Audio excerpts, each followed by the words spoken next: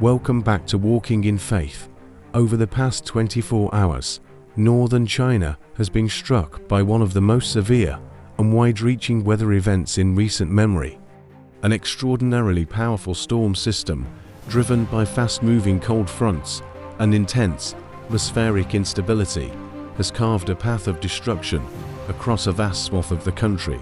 The storm brought hurricane-force winds exceeding 150 kilometers per hour, relentless torrential rains that flooded entire districts, and sudden, drastic temperature drops that shocked residents and overwhelmed local infrastructure, from the bustling capital of Beijing to the windswept steppes of Inner Mongolia, and stretching through major urban and rural regions including Shenzhen, Hebei, and Liaoning. This extreme weather event has paralyzed daily life. Trees were uprooted, traffic signs torn from the ground, vehicles submerged or overturned, and power lines snapped, leaving millions in the dark.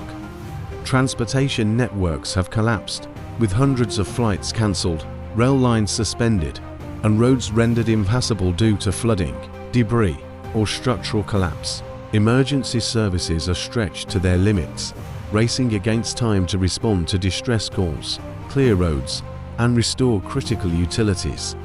Entire communities are being evacuated, public events shut down, and infrastructure pushed to the brink.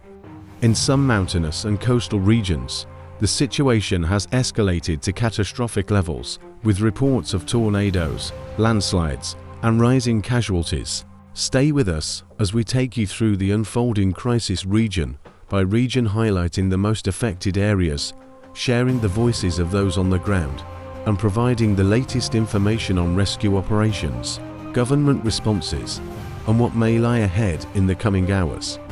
This is Disaster Warning, and this is one storm the world cannot ignore. In Beijing, one of the world's most populous and bustling cities, people woke up in panic to a chaotic scene seen in many years. The storm, with winds of up to 150 kilometers per hour, swept away everything in its path.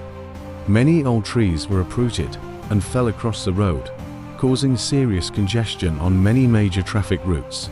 Traffic signs, lamp posts, and even corrugated iron roofs were blown away by the wind, turning ordinary streets into battlefields with debris scattered everywhere.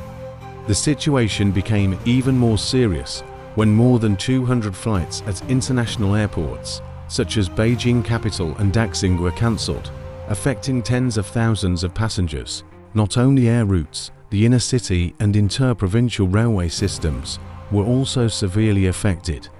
Many high-speed railway lines were forced to temporarily suspend operations due to concerns about landslides and the risk of falling trees, seriously affecting the travel of people in and out of the city. In the face of the complex and dangerous weather developments, the Beijing government quickly raised the weather warning level to orange, the second highest level in the national emergency warning system. People are advised to stay indoors, avoid unnecessary trips, and prepare for natural disasters. Public parks, historical sites, museums, and outdoor tourist attractions are closed. All large-scale events, including festivals, concerts, fairs, and mass gatherings, have been postponed or cancelled to ensure absolute safety for the community.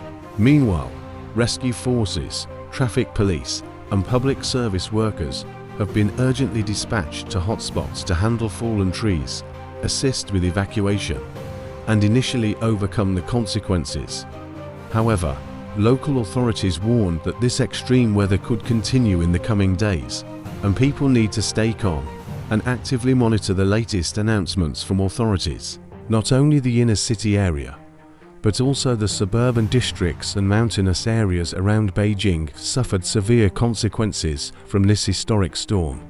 Localities such as Yanqing and Huairu, which are located in rugged terrain with little protection, became the epicenter of the fierce destruction.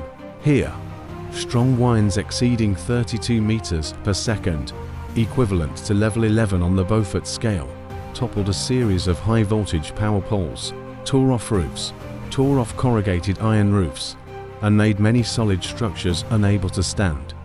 Dozens of houses were severely damaged, and many inter-village roads were blocked by fallen trees and landslides. In particular, in rural and remote areas, the power grid system could not withstand the combined weight of strong winds and heavy snow, causing a series of power lines to fall, causing widespread power outages. In an instant, many villages were plunged into cold darkness, with residents having to makeshift shelters with firewood and manual methods amid the harsh weather conditions. In response to the emergency, the Beijing government mobilized more than 3,000 rescue workers, divided into working teams, to urgently inspect infrastructure, restore power, and clear major routes blocked by fallen trees, rocks, and heavy snow. Rescuers had to work through the night in harsh weather conditions, with strong winds and plunging temperatures. Despite the quick response, the government acknowledged that repairing the damage in the suburbs and mountainous areas would take longer, due to complex terrain and difficult access. Residents in these areas were advised to stay put, maintain contact with local authorities, and prepare for possible worsening developments in the coming days. The violent storm was not limited to northern China, but quickly spread to the southern region, causing serious consequences in many coastal provinces. Guangdong Province, which has a temperate climate and is rarely affected by extreme weather events, was not spared this time. In Zhongwon City, a powerful tornado suddenly swept through, creating a chaotic and desolate scene. The tightly coiled, strong whirlwind destroyed many industrial plants, causing them to collapse or be severely damaged. Vehicles, including many cars, were overturned, blown away or smashed into pieces by the wind like toys. The incident killed at least 5 people and injured more than 30 others, most of whom were working or living near the area hit by the tornado. Rescue teams were immediately dispatched to evacuate those still trapped and provide emergency care to those who were seriously injured.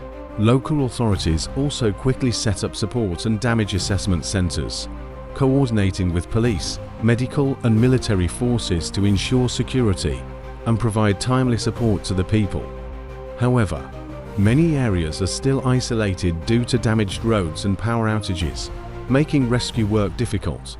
The sudden appearance of the tornado in Guangdong is a clear warning of the increasingly severe weather in the region, requiring the authorities and people to be more vigilant and better prepared for unusual climate changes in the near future. In Hunan Province, continuous heavy rains have triggered a series of serious landslides, especially in the city of Hengyang. As of midday, at least 15 people had died and 21 were still missing. Rescue workers worked through the night, searching for survivors in the rubble and mud. The situation was even more dire in Jinsha, where more than 1,000 road collapses were reported, isolating many communities and making rescue efforts extremely difficult. Schools and community centers were used as emergency shelters, with thousands of families forced to evacuate due to flooding and damaged homes. In coastal Fujian Province, local authorities have ordered the evacuation of nearly 300,000 people due to concerns about flash floods and strong winds. In the city of Pushan, strong winds blew away rooftop solar panels, sending panels flying onto the streets like shrapnel, posing a serious danger to residents. Low-lying residential areas were deeply inundated by rising water, with vehicles swept away and many small structures collapsing. Rescuers had to use inflatable boats and specialized equipment to rescue people from rooftops and second floors of flooded buildings. We sincerely thank you for accompanying the Walking in Faith channel in today's newsletter. We will continue to update all information about the storm's developments and relief efforts. We hope that the tireless efforts of the rescue team and the cooperation of the community will help everyone quickly overcome this difficulty. We wish you safety and peace. See you in the next newsletter.